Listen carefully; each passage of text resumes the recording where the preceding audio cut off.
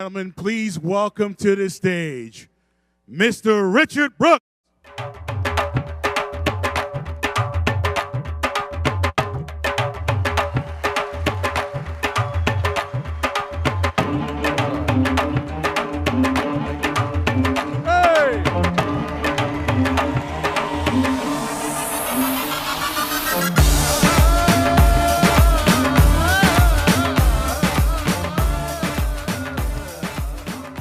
Got this clock running now. We don't have a lot of time, so. Good morning. Pretty exciting for me to be here at the National Send Out Cards Convention. Opportunity to share with you for a little bit about, I'll start with, what are you doing here? And I know most of you don't have any idea who I am, but I'm not a keynote speaker or a motivational speaker or I'm actually a competitor, which is, yeah, I actually am. I own a couple of network marketing companies, and this is my passion, this is my profession, this is all I've done for 35 years, and I'll tell you why I'm here. Because our profession, as golden as it is, as extraordinary as it is constantly under assault by the weeds. You know, those are those opportunities that I think Cody calls them the crows, you know. Caw, caw, caw, you know, they're always kind of flying around and, well, Tommy said it, so I can say it, crapping on stuff. This is such an extraordinary profession that it really deserves that the only companies that prosper in network marketing are those companies that are noble. And Send Out Cards is a noble company. And I know you know that.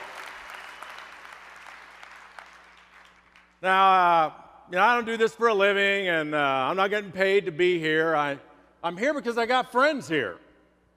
I got some friends here that, you know, probably the only time I'll ever see them is at a convention like this, because we just kind of exist on Facebook and, you know, the internet. But Cody Bateman has become a great friend of mine, and I admire him and respect him, and he inspires me.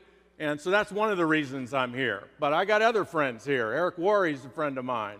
Todd and Carla Falcone is a friend of mine. DeMar Zimmerman keeps trying to get me to go fishing, which makes me apparently a friend of his. I don't know.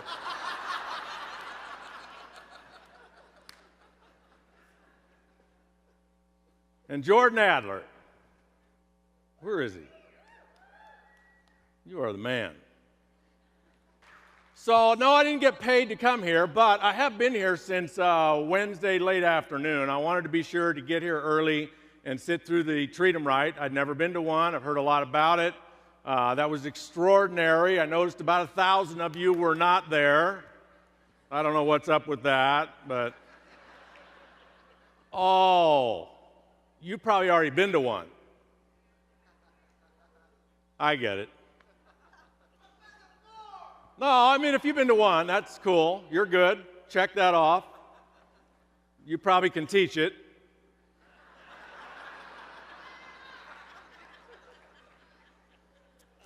And I hung out yesterday. I missed last night. I actually didn't know you had a session last night. I don't know how I missed that, but I had my own meeting. But not for not making money here. I have made some money while I'm here. I don't, you know, if I'm going to spend 3 or 4 days hanging out somewhere, I got bills to pay. So I don't know if any of you want to try this. This works pretty good for me. I actually make a lot of money doing this. I gathered up, kind of been listening, watching the crowd, kind of checking out, trying to find out, you know, who's maybe the average Send Out Cards leader. You know, not the Jordans or the Curtises or the Bob Goldens, but, you know, who's the average distributor and what are they doing? You know, that's for me, that's kind of like, I think one of my key people's here, Janine Avila, she'd probably call it pray. So I found a couple of average distributors, and no, I wasn't looking to get them into my deal. I got to make some money if I'm going to hang out here for 3 or 4 days. I'm sorry, Cody. So I found Eddie. He's from SoCal. Eddie, where are you?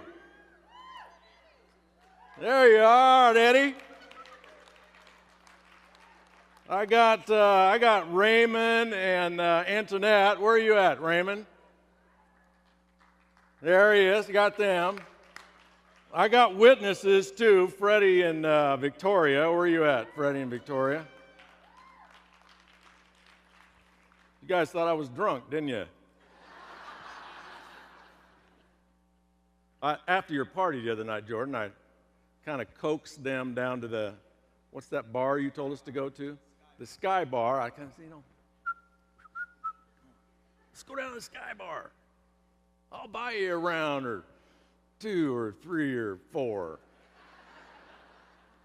So we're talking about the business and, what they've been up to and what they're doing in the business. And, they turned out to be, I think, probably kind of the typical send out cards average leader, which I kind of call a cat with a toy. Just sort of every once in a while, they kind of look at that send out thing and kind of take a swat at it.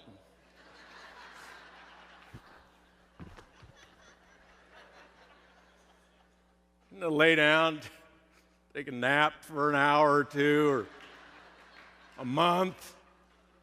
And they'll wake up and they'll look over there and see something shiny new, and they'll take another swat at that send out thing and chase it around.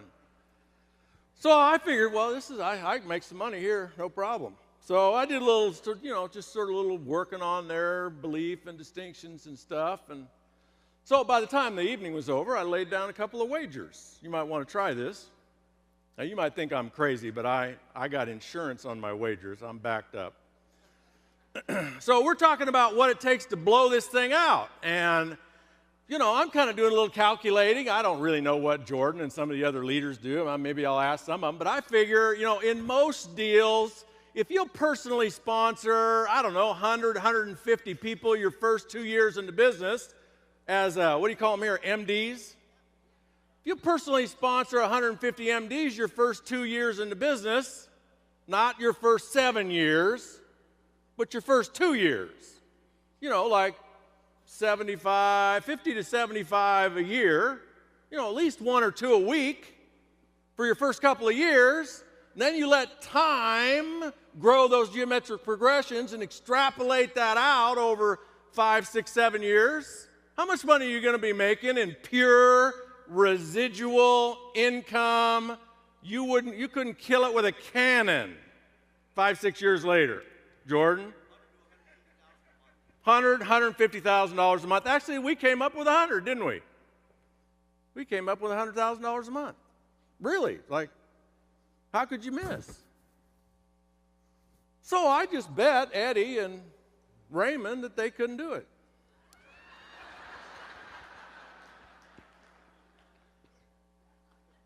$1,000. I think it's actually 75 in the next 12 months, isn't it, Raymond? Raymond. 75 in the next 12 months, Raymond. $1,000. We got it all in our notes and everything. Now you're probably sitting there going, well, you are some kind of fool, Richard Brooke. Why would you do that? Well, because if they actually win, I'm just going to call Jordan and say, hey, I just made you a bunch of money. Only up.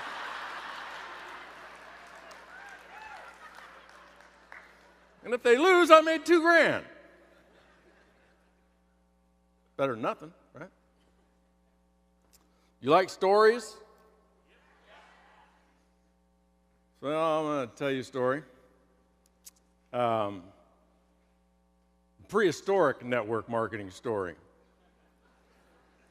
Really, it is now. It's becoming, every year becomes more petrified. 1977, this is how petrified it is. Raise your hand if you weren't even born in 1977. For God's sakes.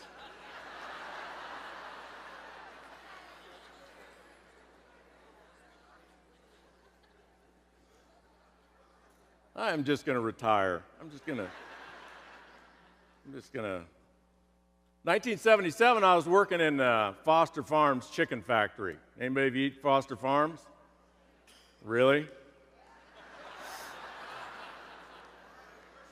You have no idea what a bored person in the chicken factory does after a 7 or 8 hour long day cutting thousands and thousands of chickens.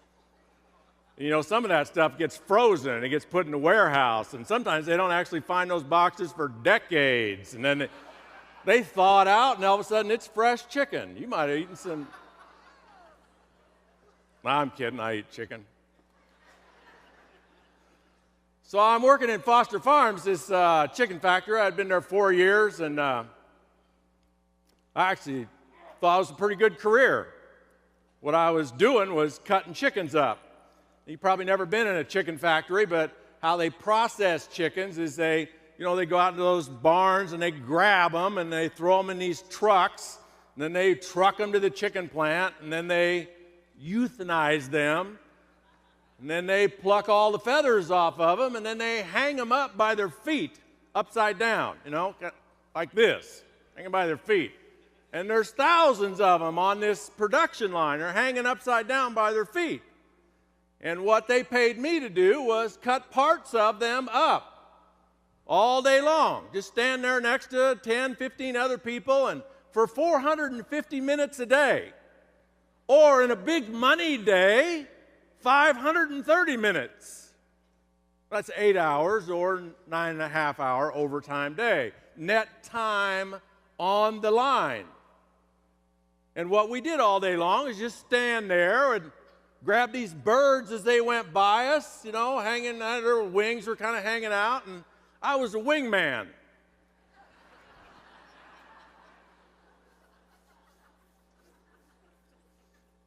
You got all kinds of jokes going on, don't you, Tommy? You should just be up here and just popping the jokes out as I'm talking.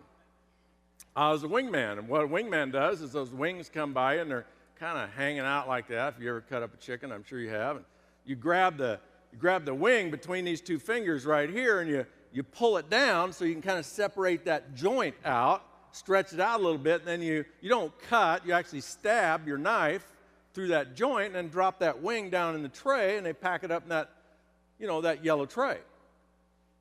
And that's what you do for 450 minutes a day. It works like this. You grab it and stab it and drop it.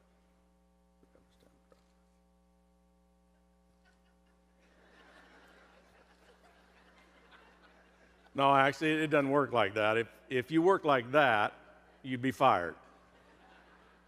Because it's all, in the chicken plant, it's all about production, it's all about money, and so the production line runs at 38 BPM.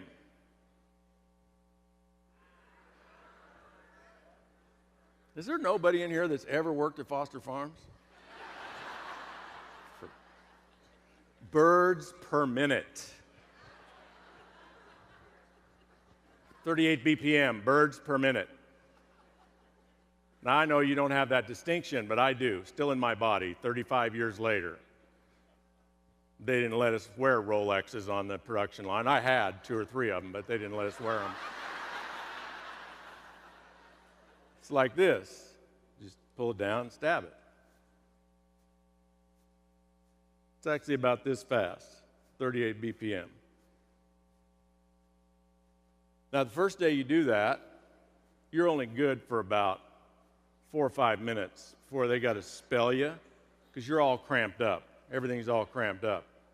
But this is how you do it, 38 BPM. After you get good at it, this is how you do it. But you got to be a little better than that, because you got to sharpen your knife. And if you ever miss the joint, you hit the what? You hit the bone. What does that do to your knife?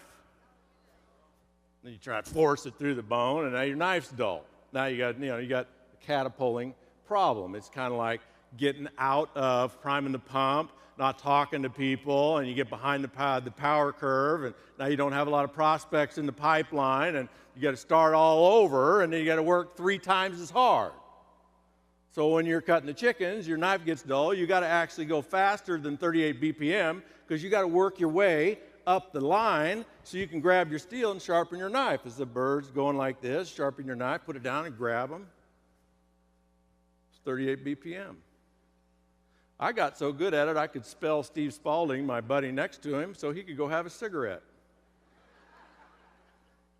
I could do both sides. That's what I did for 4 years. Can you imagine what a person's brain looks like after? I mostly spoke Spanish and Portuguese and Hindu. That's all anybody spoke in there. So actually, the guy that got me the job at the chicken plant, he's the one that introduced me to network marketing. And I won't tell you that long whole story, but you know, I went to the meetings and looked at the opportunity, and gosh, like Tommy, that's the first time I ever heard anybody say it that way. But I looked at this thing for 3 weeks. Not this thing, but that thing for 3 weeks. I'd go right after work down to the meeting. This company is very aggressive. They had meetings every night of the week in their own facility. It was a gasoline additive company in 1977. We sold a product called Mixigo. Look, hey, market penetration. I still use it. So I'd go down to that meeting every night, fresh out of work. You're cutting chickens like that all day long. The fat's like flying all over the place, little pieces of chicken. And by the end of the day, you got chicken guts, fat stuck all over you. Then it dries, kind of gets crusty. That's how I'd go to the meeting. I had rubber boots down to here. I went in there. The guy who did the meeting, he came usually from about an hour away, dressed in really, really nice suit. Not that that was interesting to me, but what was interesting is how he got to the meeting. I was 22 years old living in Central California. He drove a brand new turbo Porsche Carrera. That's how he got to the meeting. For 3 weeks, I went to the meeting with chicken guts stuck to me, sat in the back of the room with my arms crossed, and yeah, prove it. Took a little while for the lights to come on, and here's how they came on. I didn't think I could do this. I didn't think I could sell anything. I didn't think I could make any money. I didn't think I could do anything. I also didn't think anybody I know could do this. Because they either worked in the chicken factory or the tomato factory, or, you know, they sold pharmaceuticals part-time as independent agents. I don't know if any of you did that back in the 70s.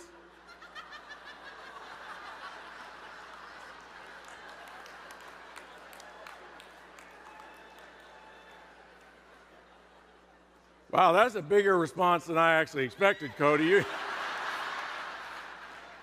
You got a little bit of a problem here, I think. But after 3 weeks of seeing the same thing, that was a 5 who get 5, who get 5, who get 5, and numbers all over the place. And when I actually figured out that the only way I was going to make any big money is if we got far away from me and everybody I knew, down into the 3rd and 4th and 5th generation, people I didn't even know. That doesn't make any sense, but when I say, you know what, the way I'm going to make this work is people I don't know and don't know. Wait, down there, that's how I'm going to make money. It didn't make any sense, but I got in, and I went full-time. Big mistake, but it's the only way I could have done it. Some of you just said, I just couldn't have done it any other way. And I literally starved to death for 2.5 years. Moved to different places in the country, had 2 cars repossessed, and so here's like where I'm going with the story. So it's 1979. Early 1980, I think, maybe 1979. And I'm living in Urbandale, Iowa, which back then was the world epicenter of network marketing. No, it wasn't. I'll tell you how bad it wasn't. I was driving a borrowed car, both of mine repossessed. I was living in a studio apartment with a bed folded out of the wall. I have a picture of my furniture, a card table and a single folding chair. And one day in that space, I made it in network marketing. That didn't happen, it looks like it happened in one day, but it actually happened with some preparation. Happened really through a whole bunch of I am statements. A whole bunch of actually putting into practice what I'd been studying. I'd actually been teaching it for 2.5 years. telling everybody all about affirmations and goal setting, and I was doing classes on affirmation and goal setting. I had people come in there and say, let me show you how to do this thing. Now, you're going to have to get some affirmations and some goals. I didn't have any. Any of you ever? So I just had to get to the bottom. I don't know if there's any of you. I had to get to the very bottom before I would actually do what needed to be done. I had to get that far down. And what motivated me to do it at the beginning was I just wanted one of those Porsches. That's all. That's what it wasn't noble. I didn't want to help people. I didn't. You know, people say, you don't change, you can't change. That's crap. I mean, if you knew me when I was 22 years old, you would not prospect me. You didn't even want to talk to me. I was just a mess. I was just an angry, isolated, introverted mess. And I didn't know how I was going to get what I wanted in life until I saw that Porsche Carrera. When you're 22 years old in California, if you got a Porsche Carrera, you're going to get everything you want. That was my ticket out. But I messed it up miserably. I didn't do what, I got great mentors, just didn't do what they told me to do. And then finally I got so bad, after this last car was repossessed and my sister kicked me off her couch, and guy loaned me a car. That's actually what did. He loaned me a car. I thought, wow, this is bad. This is as bad as it gets. You are a miserable pile of puke, Richard Brooke. So I just started doing what I was teaching other people to do. And I got myself in a mental frame of mind to have a glorious, defining day in network marketing. And it went like this. I don't remember who was talking about it. Probably Tommy again. Making stuff up. So a guy called me, wanted some more product. He'd bought a bottle of that fuel additive. He wanted some more product. I lived in Urbandale, which was right next to Des Moines. He lived in Cedar Rapids. It was February. There was an ice storm going on. Cedar Rapids is a 3-hour drive from Des Moines, Iowa. He wanted more product. Now, I don't know how many meetings I'd done, like Jordan, not flying, but driving. Nobody showed up. Whether it's one-on-one or we built a big display, rented a meeting room, and we're out front doing it, nobody showed up. I don't know how many times I've done that, but certainly hundreds of people who agreed to meet me for coffee so I could show them how to get rich, and they didn't show up. I had plenty of track record to decide that this guy may not show up if I drive all the way to Cedar Rapids to get him another bottle of product for $15. But I didn't make that up. Here's what I made up on this defining day. I wish I knew exactly what day it was. Here's what I made up. It's treacherous driving in Iowa in February in an ice storm. But if I drive from Des Moines, Iowa to Cedar Rapids, Iowa, here's what this guy just might do. He might buy a case so I don't have to go through that again. It's $180. That was a lot of money to me back then. He might buy me lunch if I time it right.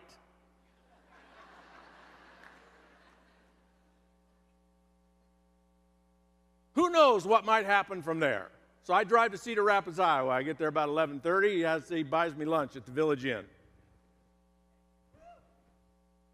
Great. Halfway through lunch, he says, you don't need to do this. There wasn't UPS back then, by the way, folks. You don't need to do this. I'll just buy a case, and that'll probably last me for a year. Cha-ching, $180. I was rich. We get through lunch. He asked me a pivotal question. People are going to ask you this question. Now, I was making about $300 a month. That was my commissions. He asked me a pivotal question. He said, Richard, is there any money in this? I looked him right in the eye. I said, it'll blow your mind.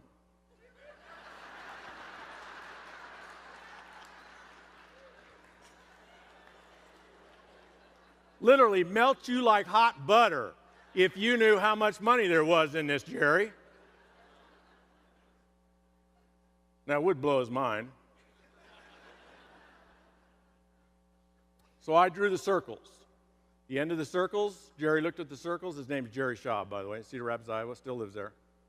He looked at the circles and he said in a way that nobody had ever said it. I had never said it this way. He looked at the circles and he said, I can do that. In the next 12 months, he made me $100,000.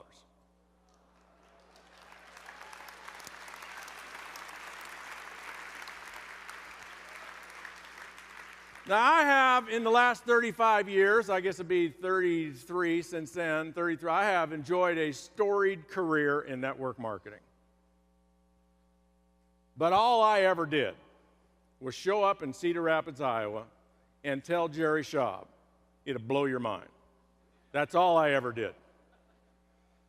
Because I could have said anything to him, and he'd have run me over to get in the business. And for that next 12 months, all I did was say, you need to go here, you need to be here, you need to do this, you need to follow these directions. And he followed all the directions. For example, this was another defining moment besides it'll blow your mind. After I showed him all the circles and he said, I can do that, he said, what do I do next? Without hesitating, I said, you need to be in Kansas City on Saturday. This was Thursday. You need to be in Kansas City on Saturday with people without hesitation. 6-hour drive in the middle of winter. Now, what if Jerry said, what do I do next? And I go, well, you know, Jerry, why don't you let me loan you a kit, and why don't you take the next few days and read over the quit. Matter of fact, read the training manual, the 10 steps to success in the business. Go through all those 10 steps, and let's get together in a few weeks, and we'll go over any questions you have. Do you know what the result of that would have been? I'd have lost 2.5 years seniority in the chicken plant. And instead of retiring this year, I'd still be working there for another 2.5 years. You got to be in Kansas City with people. He had 2 people in Kansas City. One of them built a huge leg. He had 30 people in his basement next Thursday night. Because I believed. By that point, I believed. And I want to show you a video, if you can cue this up. You got that lighthouse video anywhere? I'm in the wrong order. Pardon me. Okay, wait. Can you pause that lighthouse video? I just wanted to know if you had it. Can you pause it? These guys are good back here. They're good.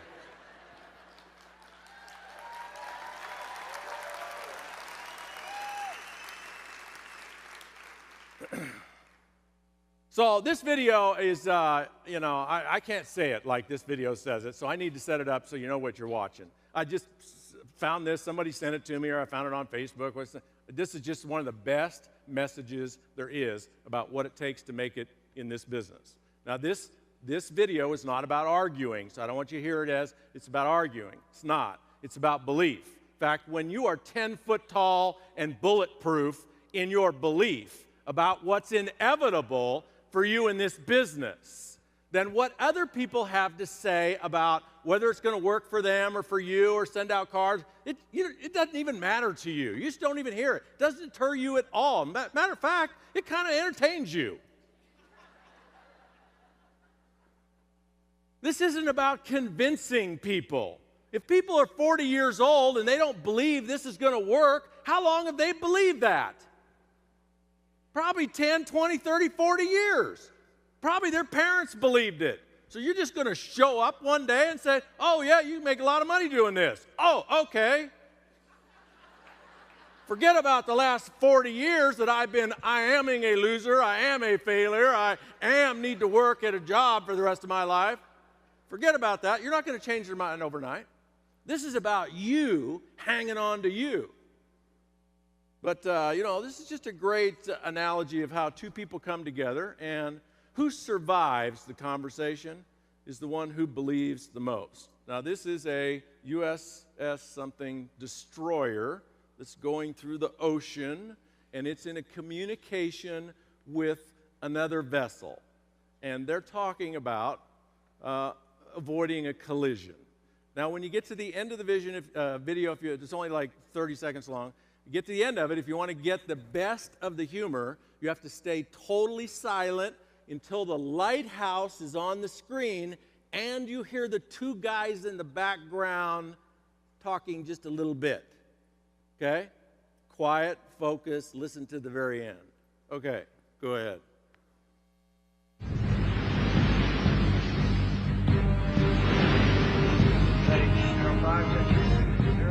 Again, this is the USS Montana requesting that you immediately divert your course 15 degrees to the north to avoid a collision. Over. Please divert your course 15 degrees to the south to avoid collision. This is Captain Hancock. You will divert your course. Over. Negative, Captain. I'm not moving anything. Change your course. Over.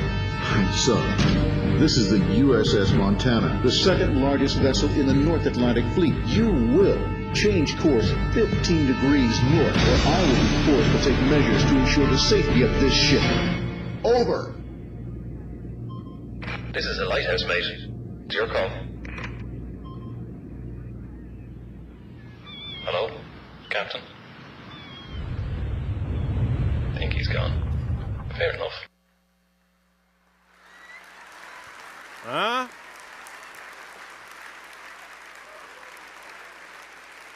Is that good? So I want to tell you how important these defining moments, I call them chicken or champion opportunities in your career. You have them every day. That slide's up there somewhere. You can throw it up there if you want, Ryan, while I'm talking. Chicken or champion decision. So I'm sitting in Des Moines, Iowa, 3-hour drive through an ice storm. How easy would it have been for me to say, you know what, he's not going to show up like everybody else. Just stayed home. How easy would it have been for him to say, is there any money in this? For me to just go, oh, God.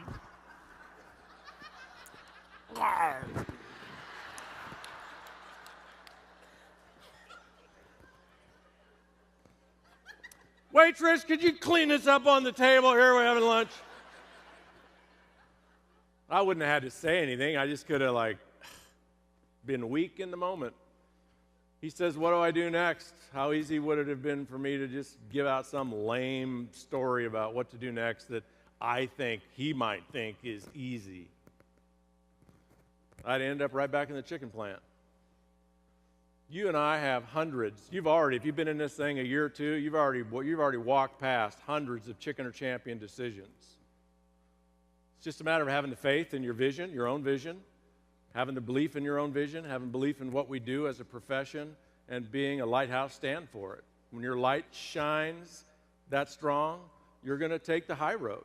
And the high road leads to more wealth, more abundance, more fun, more relationships than most of you can even imagine.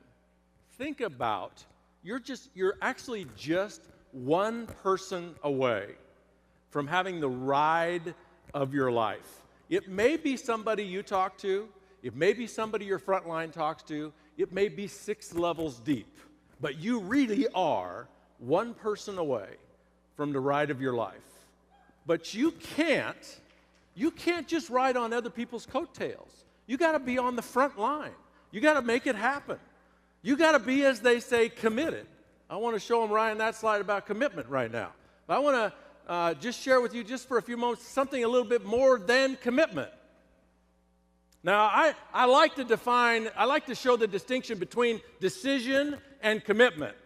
Like, people make a decision to get involved in your business. And one of the reasons they make a decision to get involved in your business, because at the moment that you ask them to do it or you show it to them, what they say to themselves is, you know what? This seems like a good idea, right? So they sign up. Then they go talk to a few people, and a few people say, that's not a good idea. So they say to themselves, this isn't a good idea anymore. And they get out. Those are people who come in on a decision. Well, people who come in on a commitment, that's a different quality of decision.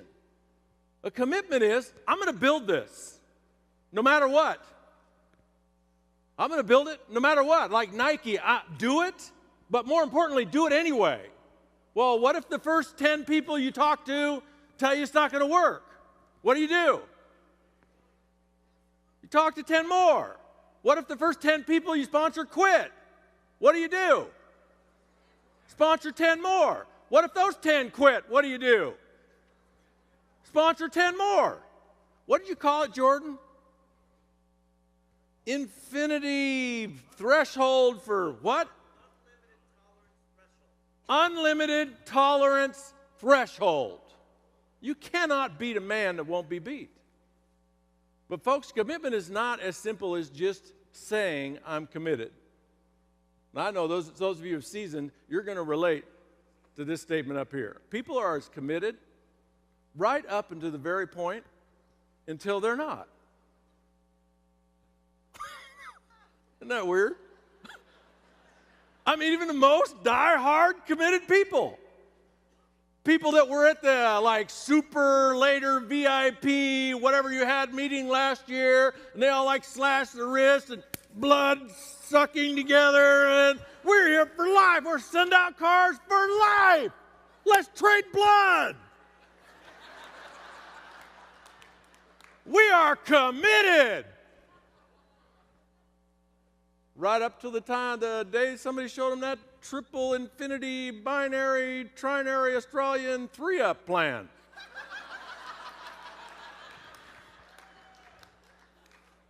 Or they met somebody that won a brand new BMW. I mean, keys. Oh, that struck a little, ooh.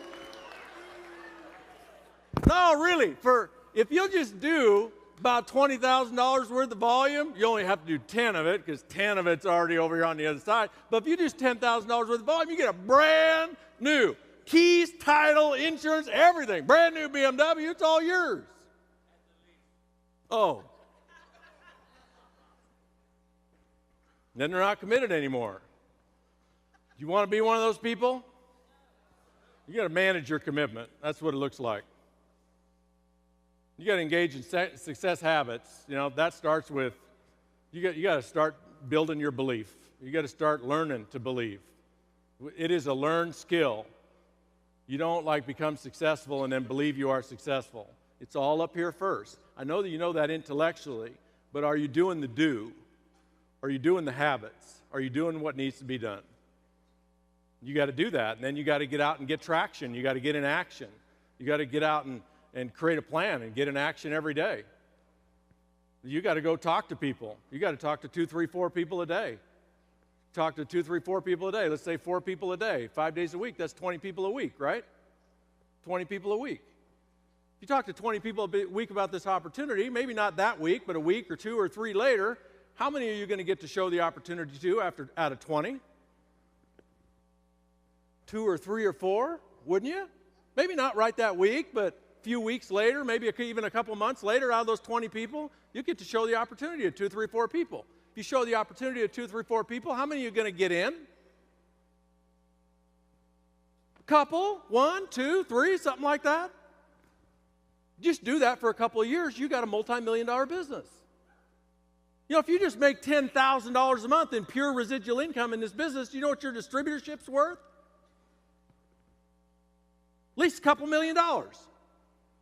If you build an organization that pays you $10,000 a month in pure residual income, meaning if you got sick or you just decided, you know what, I'm going to go fly fish in, outer Mongolia for the rest of my life, you would still earn $10,000 a month every month. Why? Because you got so many people at so much depth, so much leadership that hasn't achieved their goals and dreams yet. They don't care what you do.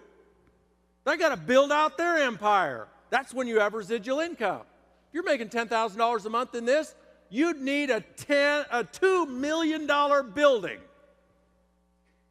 to produce $10,000 a month in residual income.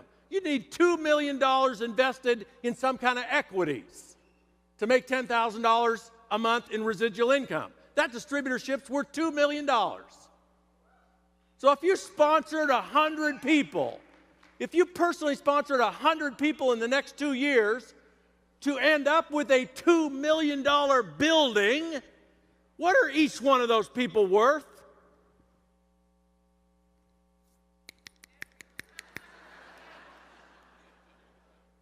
I know Jordan probably, how much?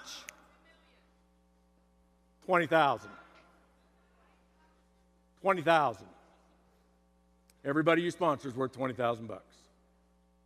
I believe in, what'd you call it? B-hip, B-lip, B-dip, B-hab, Badab. I believe in Badab. I got 5 reasons why I believe in it.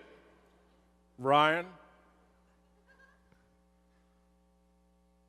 I've been sitting here since Thursday morning thinking about, is this going to be the next billion-dollar actually, it's not possible for you to be a billion-dollar company.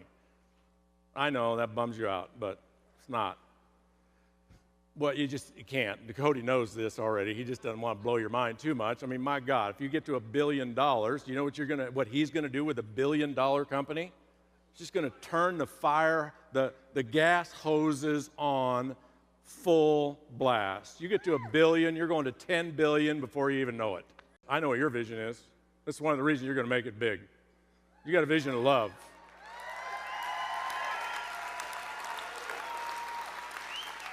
There's a lot of different ways to describe it, but the simplest way to describe, from my perspective, the vision of Send Out Cars is it's a vision of love, and that makes people feel good. That attracts people. That bonds people. And where's that vision come from? It comes from a leader that walks his talk. It comes from a leader that, yeah. Cody Bateman could easily be convicted of the hardest working CEO in network marketing, easily convicted of that. Why? Because he loves what he's doing, he loves you, he loves the vision, he believes in it, and he's not going to let anybody outwork him. So that's the second reason. You got a leader. You're over the hump. You guys talk about that $50 million figure. That's an over the hump figure. You've been in business for like 7 years. Everything bad that's going to happen to you is already really, I mean, it's happened enough so that you've proven you can withstand it. And I know you maybe had some leaders go chase the shiny little object, and guess what? You're going to have more leaders go chase shiny objects. So this isn't the first time people are going to quit. In fact, sometime in the next 5 years, somebody's going to quit that actually blows your mind. Just totally blows your mind that they quit. Oh, my God. Just give yourself 5 or 10 minutes. Get over it. It's going to happen.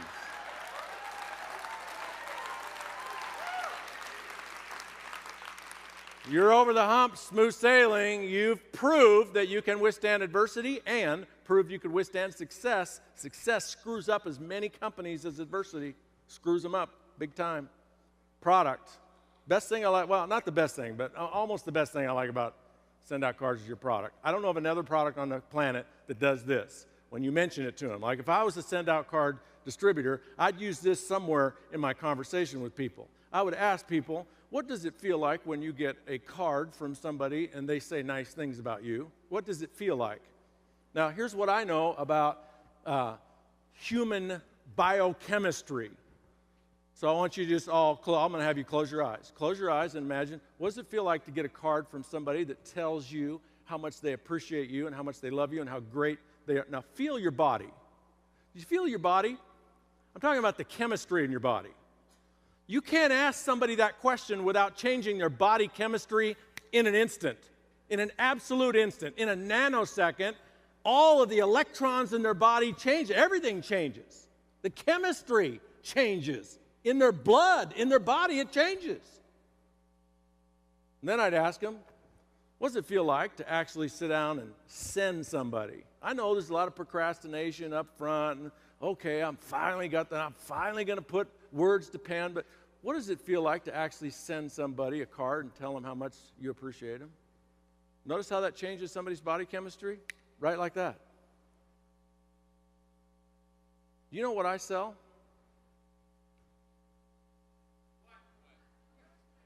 Toothpaste. Toothpaste.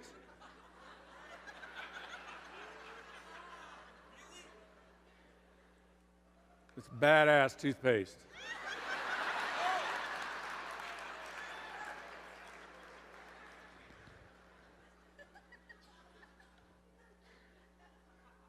So I actually used that for a long time in building my toothpaste business. I asked people, what does it feel like to use really good toothpaste?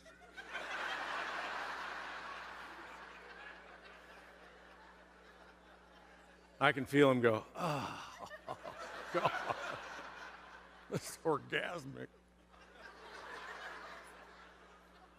I want you to imagine yourself selling really good toothpaste to people. Where do I sign?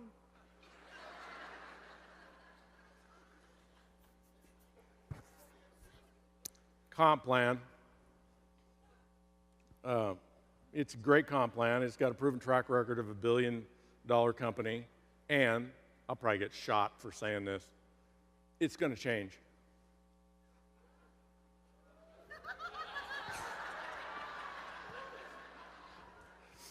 Yeah, I'm announcing. No. They asked me to announce the latest comp plan changes. Why? I mean, what are you going to do to me? I'm leaving at the end of this deal.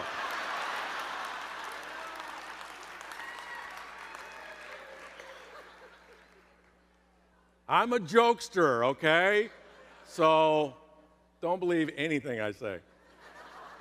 But do believe this. You're going to get to $1 billion, and you're going to go to $10 billion, and over the next 10 years, comp plan's going to change. Has to. How's it going to change? I have no idea. Would it be nice if it never changed? Absolutely. If you could declare no change ever in a comp plan, declare it. If you're going to get to $1 billion, $10 billion, something's got to change. You want your income to change? Things got to change. Everything's different now than it was 20 years ago in this industry. 10 years from now, it's going to be 10 times different than it is now. Things change. You got a great comp plan. You can make tons of money. You don't need to worry about that. All you need to worry about is your responsibility, which is personally sponsoring those 100 people. That's what you need to do. Field leadership. Extraordinary field. I was just awestruck yesterday and today. I was envious yesterday and today. You have the finest group of heartfelt, authentic, funny, inspirational, competent speakers I have ever seen.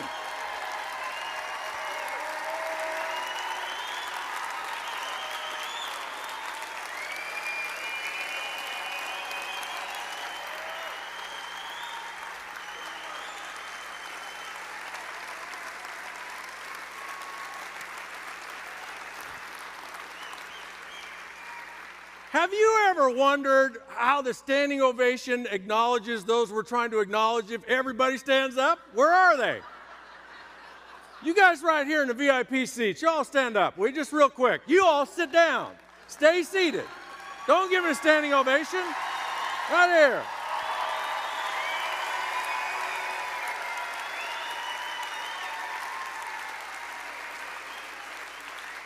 All right. That's the finest group of speakers. I've seen people come up here and they're like polished. They got their scripts. They got their memorized presentation. They've done the same presentation 1,000 times. I go dead to sleep watching people like that. Every one of your speakers speaking right from the heart, all experience, real people, and not just 2. You got 20, man. That's number 6, 7. I added one. The gratitude challenge. The gratitude challenge is, in my humble opinion, which I value very highly,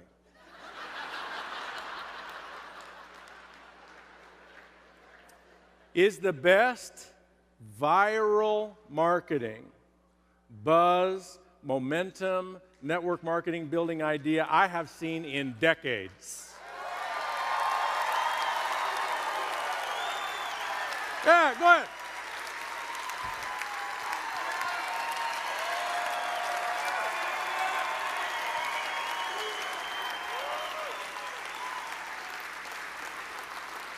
Now, Mr. Packard, how are they to know it's you? They're all standing up. Y'all sit down. Now, you can stay standing and they can applaud you very briefly.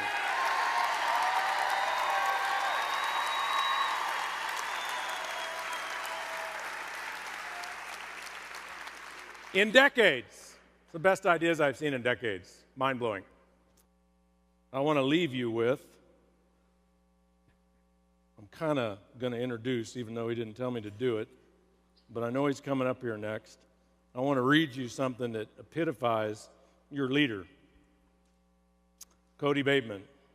This is out of a speech that Theodore Roosevelt gave in 1910 in France, talking about the Republic of America and what it means to be a member of the Republic of America. It's not the critic who counts, not the man who points out how the strong man stumbles or where the doer of deeds could have done better.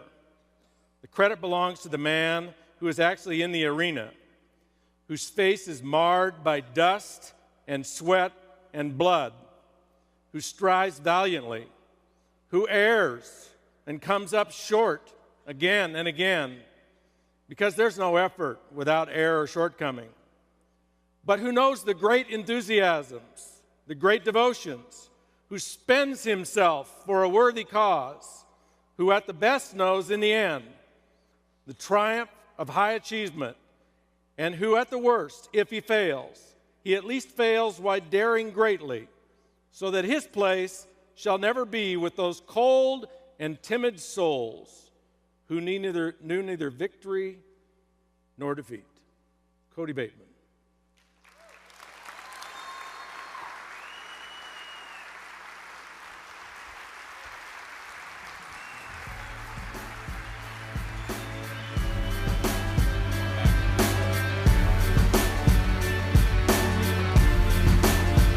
Give it up for Richard Brooke one more time.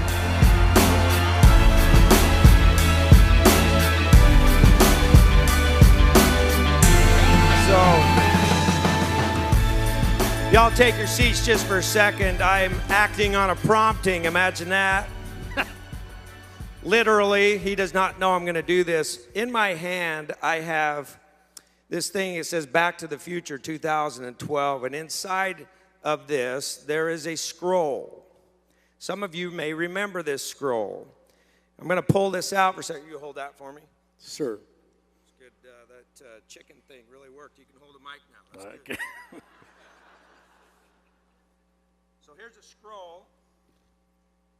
Take this off real quick. This scroll was signed, and you're about to see, by hundreds, if not maybe 1,000 people 5 years ago in 2007 at our annual convention. And at that convention, we had a closing party. Those who were there, the closing party was called Back to the Future. And we did a little thing where we had people write out their I am statements where they were going to be in 5 years from now. And they did so and put them on this scroll. And when you read these, you're very, very inspired by them. Where they were going to be 5 years into the future back in 2007. You all do the math. What does that take you to? The future is now. It's 2012. Now, what I'd like you to do is I want you to just pull on that and just walk that way. I'm going to show you all the signatures.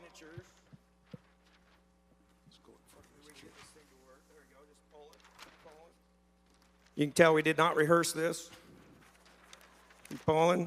These are all signatures.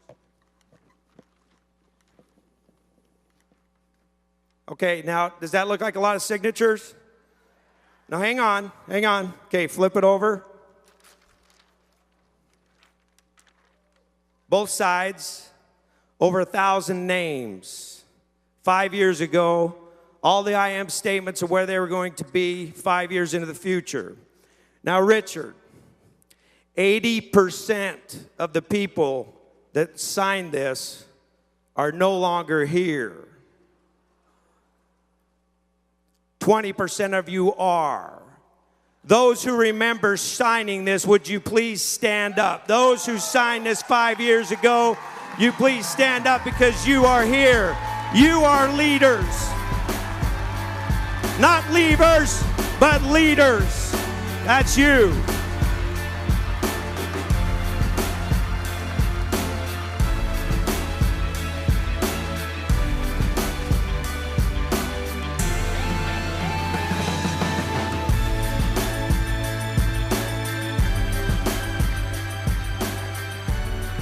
Give it up one more time for these folks. Now, one final question.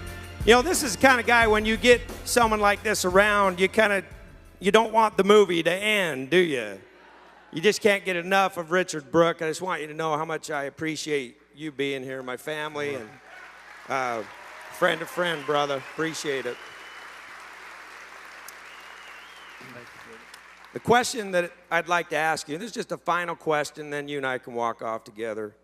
How do you keep those 80% from quitting? See, there's a lot of people in this audience that are so inspired by what everyone has said and by what you have said over the last hour, and they're going to take over the world, right? You're going to take over the world, right? Your future is now.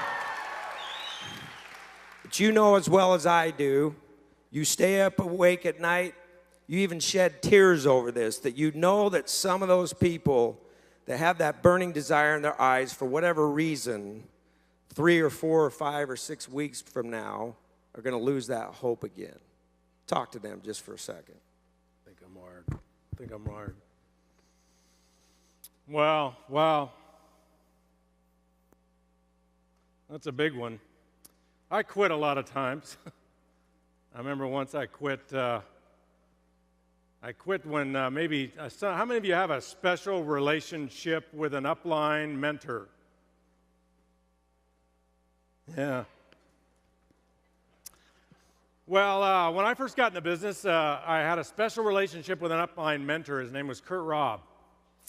He was kind of the vice president of training or sales for the company, but I at least thought that he was, my mentor. I was probably, like one of thousands that he just had that gift of being like that with. And the way my relationship was to him and the opportunity the first 9 months of being in the business was, as long as he was there for me, as long as Cody would keep doing the Treat 'em Rights, as long as Jordan would keep doing conference calls, as long as any of these guys were there to train me, as long as Kurt Robb was there, how I held my process in the business was that I would eventually figure it out and become successful because I was tapped into him. I was in training. And the whole time I was in that training, nothing happened for me. And then he died. 40 years old.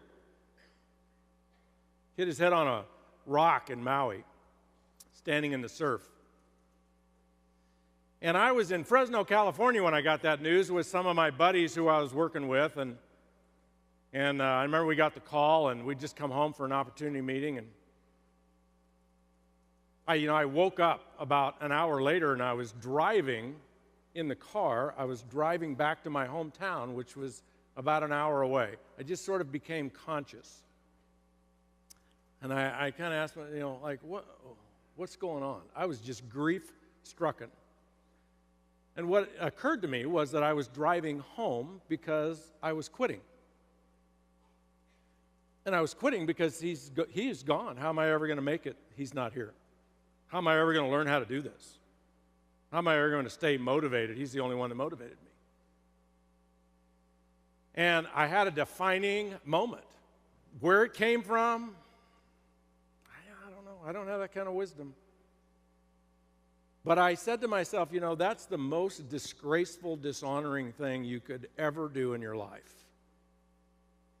And he told you 100 times, and I'm sure all of you have been told, you know all you need to know to build an enormous empire of your own in this business. It's not about knowing. It's about doing it. He told me 100 times, you know all you need to know. And I was quitting. And in that moment, I just decided, you know what? He told me all I need to know. I just need to believe him. And I just need to go and share what he taught me. And in that moment, I went from student to teacher, just in a moment. Because I found something bigger than me. And you know what I love about the gratitude challenge is it's bigger than send out cards. It's certainly bigger than you. It's way bigger than your prospects. And how you're going to survive here is come up with a reason why you're doing this that's bigger than paying off your car or your credit card or going on some vacation to Disneyland or winning some pin level or any of that stuff.